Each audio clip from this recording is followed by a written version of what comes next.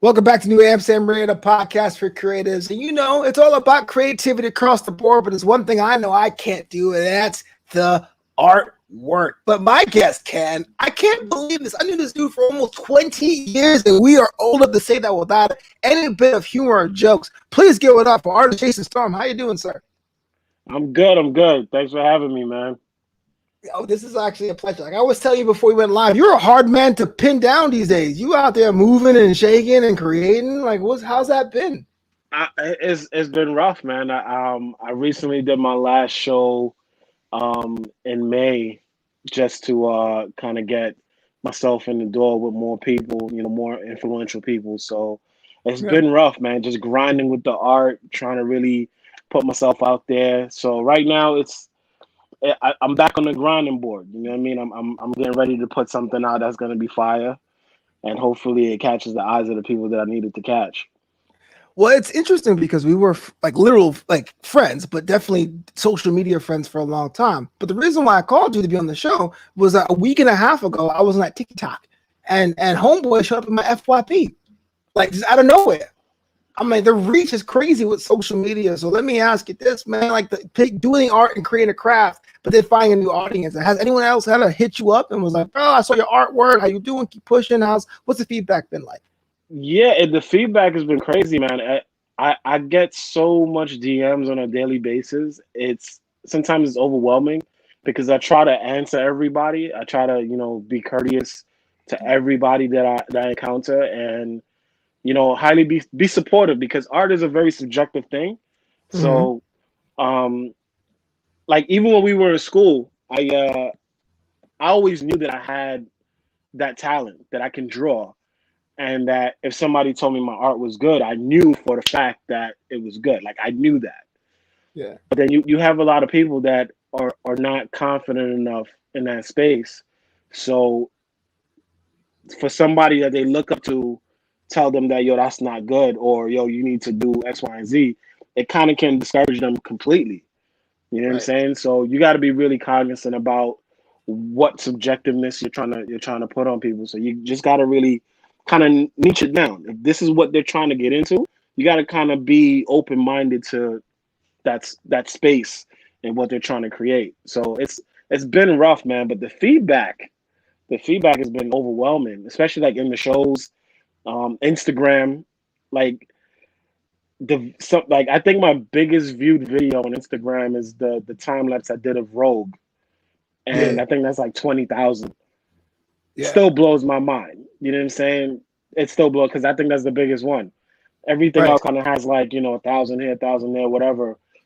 And I'm slowly growing that following. It's slowly coming along. I remember just getting to like when I started that page, I had like maybe 10 subscribers, 10 followers at that point. And I Yeah. was just like, yo, I'm never gonna make 100. And then I made 100. And you go through the numbers game. You're like, damn, I made 100. Let me see if I can get 200. And after a while, I just stopped caring about the numbers. I just like, I like the environment. You know what I'm saying? People Yeah. call me. They'll like call me through Instagram. Um, they'll send me voice messages. It's ridiculous, man. But I wholeheartedly appreciate it all. So let me ask you this, man, because I think we've all been there. People who create things digitally. We go, oh man, this is my life's work. This is the hustle, and you get those 2 views or 12 views or 6 views, or in my case, it's a couple dozen.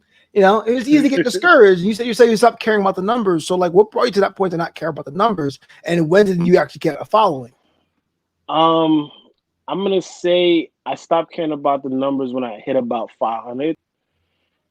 Because at that point I had found myself becoming obsessive. Every 5 minutes, jumping on Instagram. Hey, did I get another one? I had Yeah, found that, and I kind of just like I had to detox. So what I ended up doing was focusing on more on the art itself, and that allowed me to separate myself from my phone. yeah, Um, the next thing that really played an integral part into getting the following was now starting to show the process in the way I draw and the way I paint. All the little mediums that I do use. That helped tremendously because a lot of people are so blind to the amount of work that goes into making art that they, it's almost as if somebody says to me, "Hey, yo, can you draw me?" And I'm like, Yeah. "Yeah, not a problem, but this is what it's gonna take." Like, why so long? Why so expensive? Like, you Right. you can't expect something to be handmade to be cheap. You know what I'm saying? Especially when people are making it with extreme love. So, um, just showing that process helped me gain, the following that I do have now, and hopefully the following that I will have in the future. Because I'm hoping that um, after the next couple of months, when I lay certain things in place, that the following will increase for the longevity. You know what I'm saying? So it's I'll tell you this much. If you had told me back in high school that we would have been where we are, or that I would have been doing art like this, I would have told you that's a lie, because I completely had no intentions of doing any of this. Art to me was Yeah. just a scapegoat. Yeah, it was just that moment of peace I could have had in the back of the class when the teacher was teaching. I really didn't want to listen. You know what I'm saying? Yeah. So that's what it was for me, man. But yeah, I'm proud of the energy that I'm putting out. So this is the time I get to admit that I was jealous of young Jayson Storm, man. Like, this is true story. I would in high school, homeboy was popular. He dressed well. Like he did the thing where you were. Well, I'll admit it. No, I'll admit the heck out of it because we were both big fans of The Rock, the professional wrestler The Rock, and because of that, sometimes you come to school with the flowery shirts and the gold chain. And I asked my mom, "Can I get some flowery shirts for Thursday, dressing up like The Rock and all that?" But there was one piece you did, and it was the giant portrait of said Rock. It was definitely in the mutton chop era with the thick sideburns and the chain. I was like, yo, Yeah. you got talent too, man. Oh, you leave some of the girls for me. What's up with that?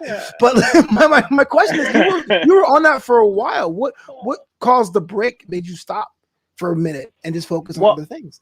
I never, for one, I was always a very snazzy dresser growing up. Right. I always felt like appearance was an important thing. So I was always a very snazzy dresser, kind of like to put myself, together. Like I wanted everything to match, and it was just, it was sort of vain, but it was because of me idolizing my cousins, who were very into themselves. Yeah. So, um, like even that period, I always like dressing. Even today, I always like dressing in suits and slacks and button down shirts and ties and just looking real presentable. So when I was in school, um, you have that large crowd of popular people. You know what I'm saying? And I've always said that art is not the talent like singing or dancing. So Mm-hmm. you could just be walking through the hallway and start busting a note, and everybody's gonna turn around and be like, "Oh snap, yo, son could sing." You know what I'm saying? Yeah. Or you could start busting a breakdance. You know what I'm saying? And you Millie rocking it or whatever in the Right. school. And it's like, "Oh, son got moves." Art wasn't like that. You know what I'm saying? So I felt almost as if I was to come up to you and be like, "Yo, Flo, look what I did." It was almost Yeah. like boasting. You Yeah. know what I'm saying? So Yeah. the way I went around that was like, all right, since I can't focus on showing people my art, what I would do is that show people that I could take care of myself. So I would Okay. come, you know what I'm saying? I would come to school with the flashy shirts and the slick slacks and the hush puppies, you know what I'm saying? Yeah. And the chain and you know what I'm saying? And a lot of that was saved up allowance, bro. A lot of that was saved up allowance and you know, a lot of layaway plans, you know what I'm saying? Just making sure I can have my clothes and that brought popularity because it separated me from everybody. Yeah. You know what I'm saying? Um, a lot of the girls they saw that separation and it was like, well, he's on a grown thing right now. You know what I'm saying? Yeah. I really didn't wear jeans in high school that much because I tried to stay the course of just being very presentable, and it helped a lot because a lot of my teachers were they were more they're more approving of me. So if I needed something, I noticed the difference. For the Yeah. ones that knew me, in the fitted cap with the do rag and the baggy jeans, like those teachers, they treated me different from the teachers that always saw me dressed up. Yeah. So it helped a lot, and it helped me graduate. Needless to say, like, yeah, I had a rough time. I had a rough time after. Let me see. Me and James, we battled throughout ninth and 10th grade. So around 11th grade, 12th grade is where I started having a lot of struggles because I stopped caring. You know what Yeah. I'm saying? Yeah. But yeah, I honestly didn't know you felt like that, which is Oh, cool because yeah, yeah. I didn't think anybody was. I really didn't think anybody. I didn't really think anybody paid me attention at that point. You know what I'm It's a saying? weird. It's a unique situation, at least in our high school growing up. And I think it's the kind of thing anyone could pull from, not just us reminiscing about high school.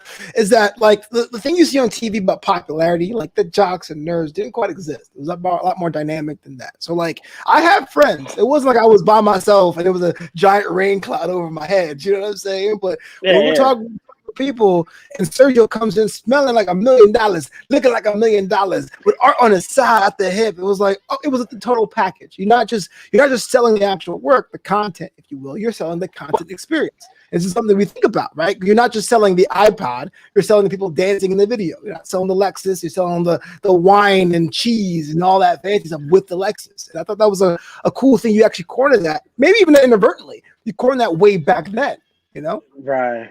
I never thought about it like that, man. I was just trying to be. I was just trying to be myself, to the best of my ability, but turning that volume up. You know what I'm saying, and then really just trying to, you know, eliminate a lot of the negativity around me. Because realistically, um, Namdi, James, yourself, Rick, Aaron, Cheyenne, the majority of those people I met, just through in class conversation. The Yeah. first person I met coming to school was Rick, and Yeah. and fun and funny enough, it was because of my shirt, Oh, because of that wow. flashy shirt. We were Yeah. on the bus. We was on the B82 coming into school, and we got off on Bedford. When we got off on Bedford, like he was grilling me the whole way from like 52nd Street.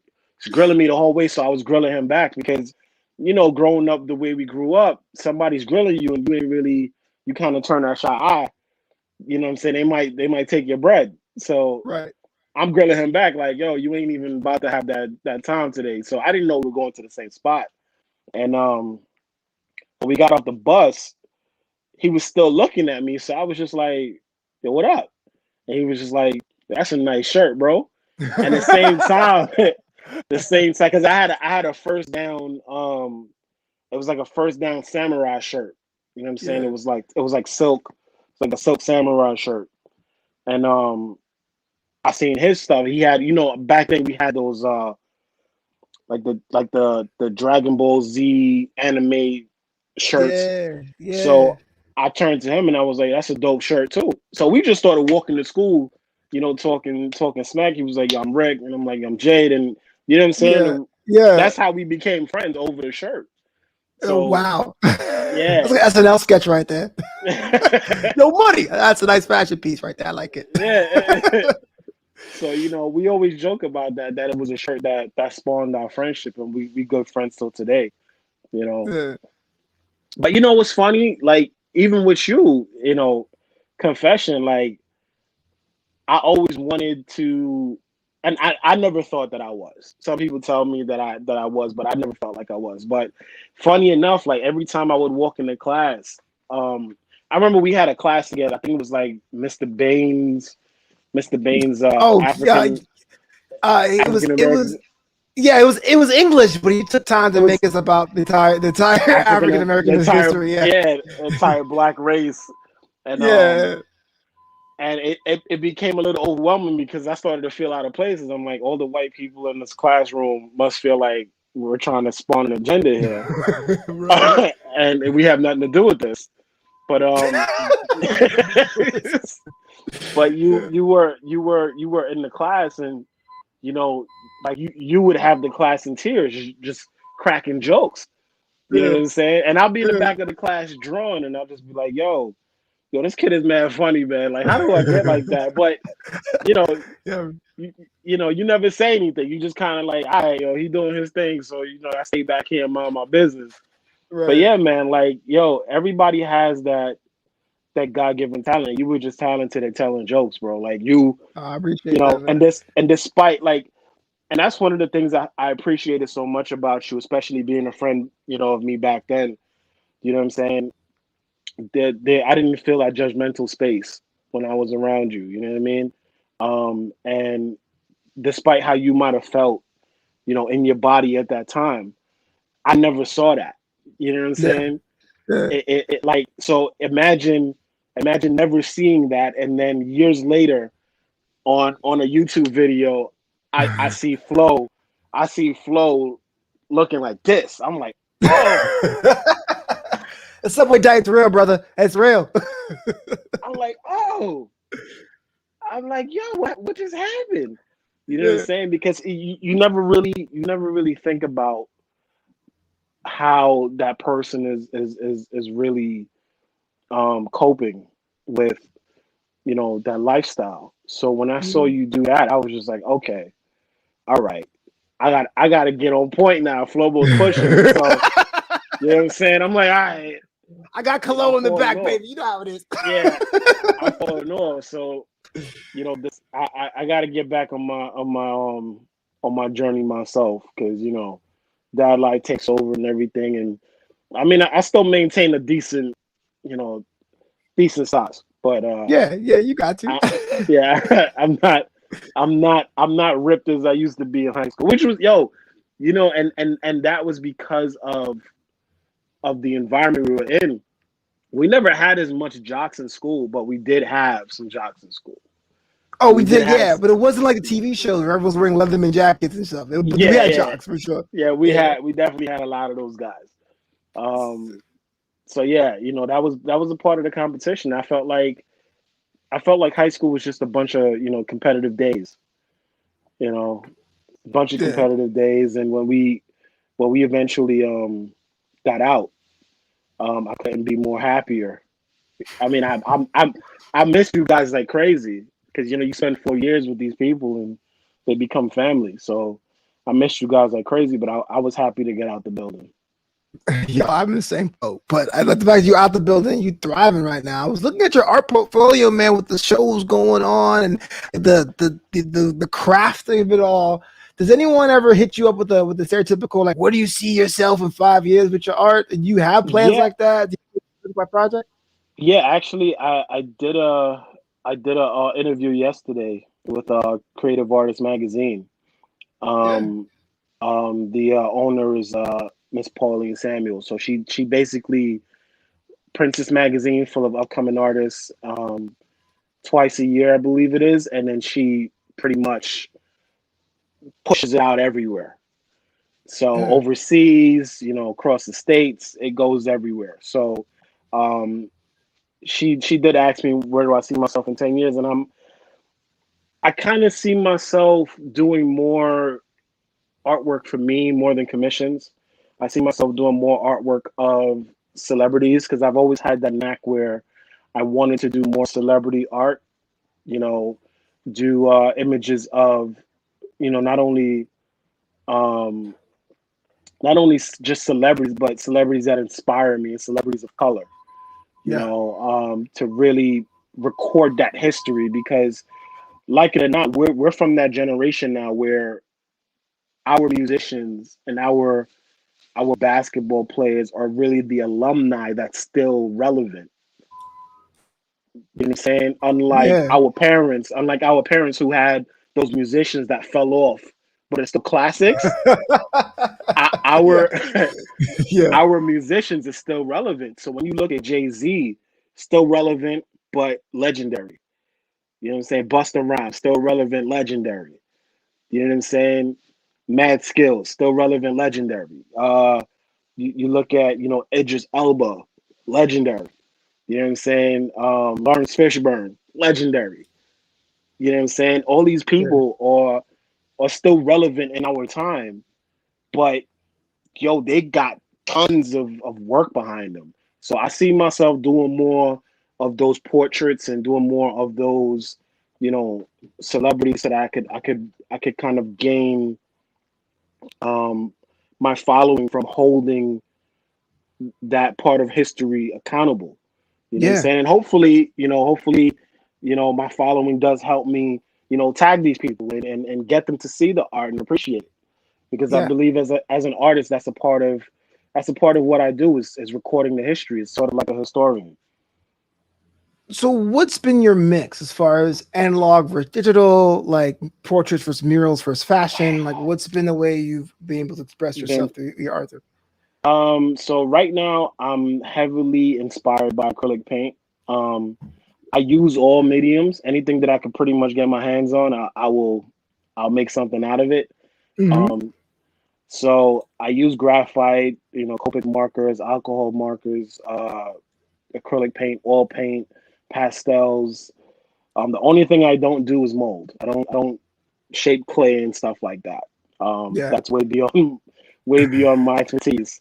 But anything that I could get my hands on, I will create something with. But what I found myself to do, as far as the mix goes, digitally, I love digital art because it allows you a quick, sort of like a quick fix. You don't have to have colors for anything. You don't gotta have all this stuff laying around in place. Everything is on that tablet, so yeah, I could create really quick things. The problem is that I'm so traditional and old school that I like having something tangible. yeah, So I like being able to hold my art and really seeing it and reflecting it in the light and yeah, really seeing those strokes. So that's why I'm so um, inspired by acrylic paint, because I found so many new ways over time to manipulate the paint and make it do things I want it to do that other people probably not aware of. yeah. So a lot of the times people will see my portraits and they think that it's oil paint, and it's not. It's acrylic. Whoa. Yeah. So I heard that the best artists are the ones that can take life experiences and flip them, whether or not the subject is kind of irrelevant because they with commissions, but being able to put you a little bit of yourself in your art. How do you approach about getting those life experiences? Are you a travel person? Do you read a lot? Do you just meditate? Uh, Like how do you get that creative cup to runneth over? um, Inspiration is everywhere for me. So just even like being in this conversation, it's inspiring because I might take from this conversation by things you might have said. It just really depends. Like even for instance, like that Prince painting that I did. Mm-hmm. Um, a lot of what you're seeing there is what I felt listening to the music. I see You some know of what the I'm song saying? titles around his face. That's pretty Right. sick. So a lot of what you see, that passion that you see in the stroke work and the way I did, the painting and half color, half black and white, is what you're seeing as an emotional aspect of the painting. So inspiration comes from literally everything. Like right now, you could just say one word to me that'll make me go, "Oh snap! I gotta Yeah. write that down." And I, All I right. feel like and I feel like I feel like a rapper at times because I'm writing down little bars here, just trying Yeah. to, just trying to put that idea down. So oftentimes I'll travel with my iPad. A majority of the time I have a sketchbook with me, and I'm just sketching. I'm just sketching, and then that might spawn into an idea that I'm like, all right, I gotta paint that. So Yeah. like the work that I'm doing right now that I really can't put on my page. Hopefully by the time it's done and when you see it, you're gonna be like, yo, that shit is bananas. Yeah. You know what I'm saying? Damn. Because it's coming from that internal place that means something to me. Every time I do something, it means something to me. So that's why I think it's a bit more relevant. Like even the Ryu painting that I recently did, um, that's spawning from childhood. Yeah. Really, really looking at going to the arcade and playing. So anybody within my age group can really relate to that. You know what I'm Were you saying? a And Ryu then guy? Were you oh Ryu? yeah, Okay. Okay. Ryu all day. Okay. Ryu all day. Right. I'm sorry for having to question that, You know sir. what I'm saying? Right. Ryu's gritty, and he's just for me, he's the ultimate character because he doesn't really like he's like the Mike Tyson of Street Fighter for me. Like Okay. unlike Balrog, he's like the Mike Tyson because Mike never really cared how he went into the ring. He just went in there to do what he had to do. And that's Right. how, if you look at Ryu, that's how he gets in there. He's Yeah. got one bag. He doesn't care about how he looks. He ties his headband and he's ready to get down. So his moves Okay. are real, real to the point. They're not really flashy. So I really dig Ryu. But I use other people too. You know what I'm saying? Like Yeah. you might have to go up against somebody because I might be playing Flow and Flow, you know, Flow's No, I'm throwing terrible me. at that game. You know what I'm saying? You Terrible. throwing me a whooping, so I probably got to get Blanca or something like that and just start cheesing. Dude, I never had a main until Marvel vs. Capcom 2. 'Cause I was terrible at all of them. And then Marvel vs. Capcom 2, it was War Machine and Mega Man. Before that, it was like, doesn't matter who, I'm going to get my ass beat. I Yeah, liked man. Ken because he was an American dude. And I was like, oh, there's a guy in the game. He's kind of solid. But like, it feels like more OGs were like, yo, Ryu was like the top one. Like, don't even, there's no comparison. Yeah, Ryu was just definitely. I think Ken was a bit stronger in comparison because he was faster. Yeah. But if you really got good with Ryu, you were very hard to beat. Yeah. Yeah. If you really spent the time to get good with him, you were hard to beat. But I'm an avid gamer, bro. You know what I'm saying? Okay. Unlike, I haven't gamed much since I really put back, time into my art because it takes a lot of time. A lot of those paintings take hundreds of hours. You Oh, know, wow. so like the Prince painting took 298 hours to do. Woo. You know what I'm saying? The Ryu was over 500. Um, oh, man, the Obama was like 190. Yeah. It's a lot of hours in that stuff, man. I'm just going through your gallery here. That just puts everything in perspective. I mean, I remember when you were, I'll say not starting out. That's kind of a misnomer, but getting back into it, how you had like the Sonic Chronicles, and how you were watching how you were trying to draft the Sonic and doing drafts and drafts and drafts. I'm like, bro, if I don't get the first time, this is why I'm not an artist. If I don't get the first time, what's on TV? And I was like, man, the dedication involved, man, that is just nuts. But now your song is pretty crisp, man. It's like almost like official, like Sega official. Yeah, but there's so many renditions of Sonic. There's so many ways he's drawn simply, almost like the way they did DuckTales recently. They took away that Disney flair and they just really made him as simple as possible. I think that's also unique in itself. Simplifying a art form that we grew up so comfortably knowing to have immense graphics, and really Yeah, simplifying it. I think that's also creatively, genius. So, what we consider to be on point is still just subjective. So I feel like I'm just here to record as much of, our generation, as much as I can because my whole goal is at some point to have one of my paintings be in a museum. Fortunately, the how would I say this? Unfortunately, the numbers show that the only people that are in these museums are been dead. I got you. I don't Yeah, think there's anybody alive today that's actually in a modern art museum. So, at this point, it's all about legacy for me.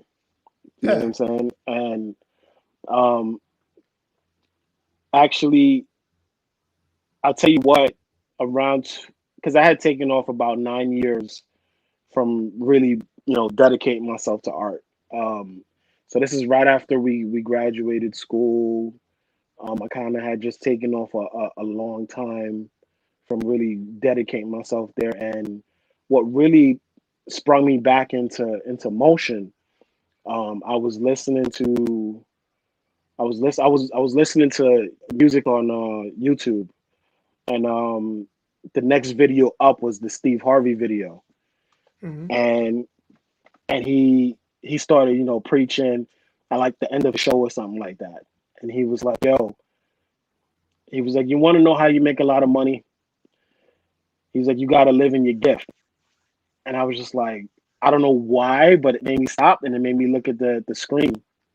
And I was just like, yo, this is crazy. And I just started having this relationship with the video. And he goes, yo, your gift will make room for you. If you live in your gift, it'll put you, he said, if you live in your gift, it'll put you in the presence of great men. And it went off right there. And I was like, damn, you know what? I wonder what would happen if I really put myself in that position and dedicated myself to art, what would happen? Yeah. You know, and I've always been that type of person that if I put my mind to something and I really decide, yo, this is what it is, I'm gonna accomplish it. I don't take no for an answer. So I sat there that day and I was like, that's it. I'm locking it all down. This is what I'm doing. Family's I'm cool with gonna. it. Oh yeah, they was definitely cool with it, you know. But again, I didn't really look for validation outside of that point. Mm. You know, to me I felt like that was God really, you know, getting my attention. You know what I'm saying? Because I've already spent so much time away from it. And he was like, all right, look, you gotta jump back on the horse, bro. That's not the life that you're living now is not the life that I have for you. So you gotta get back on the horse. So I felt like that was that moment that I was like, okay. And this was around 2017. So Yeah. I only recently got back into art like that. So um I went from there. I created that little Sonic piece for a friend of mine. And then it just started snowballing. I started getting that love back for it, and then I started using color pencils because I started back with color pencils and graphite, and Mm-hmm. then I went from the color pencils to the markers. Then I went from the markers to pastels, and then I was like, all right, now I want to do this, and then I just started having so much fun creating again that I was like, yo, I got to get back in the paint, and that's how that started. So I owe a lot to that video from Steve Harvey because it allowed me to realize that if I really put my mind to it and stick with my gift, I would have, you know, abundance, which is what I have now. Because if I didn't do that, I wouldn't be here talking to you. You know what I'm Yeah. saying? Yeah. I wouldn't have done the interview yesterday. I wouldn't have done none of those art shows. I wouldn't have had the following that I have on social media. So it's been good. Well, I have to get out of here soon, but before I do, I just want to say that something very similar happened to me. I was trying to find work. I was doing I still am a wedding DJ, but it's kind of hard to start a new business, especially being a business owner of color and trying to get comedy bookings. And I was like, yo, because now in LA they have free tickets for shows. This is pre-pandemic, obviously. You can go to a talk show Hmm. like the Real, or you can go to like James Corden is at the audience. And I went to the Steve Harvey show when it was at Universal. We had an NBC Hmm. show. So I sat there. Of course, you sit in the audience, you clap, yeah, man, and he Yeah, they had throw his they throw up the applause sign. yeah, exactly. But it's actually a dude that comes out. All right, y'all, I need you guys to applaud. Let's do it. Like, there's no sign anymore. The sign was budget cut. There's no more sign. After an hour and a half of clapping, you've done this before. You're tired or whatever. And he had Hill Yeah. Harper on the show, and Hill Harper was dope. If you guys don't know who Hill Harper is, I mean, he played Booger on He Got Game. Yeah. Anyway, besides the point, at the end of the show, he did a little talk with the audience, and very similar. He was like, "Look, man, I'm from a small town, like out there in the South. That those didn't exist anymore because they done like mine all the coal out there. I tried my hardest to make it out here. I was hungry. I had to like ask people to stay on the couch or whatever, but it's worth it because you push it's worth it. Now I'm a Christian. I ain't a good Christian. I'm an entry level Christian. But if it's your path, it's your path. I'm sitting there going like, yo, it's Thursday afternoon. I ain't go to church. Damn. You know what I mean? But it was very similar.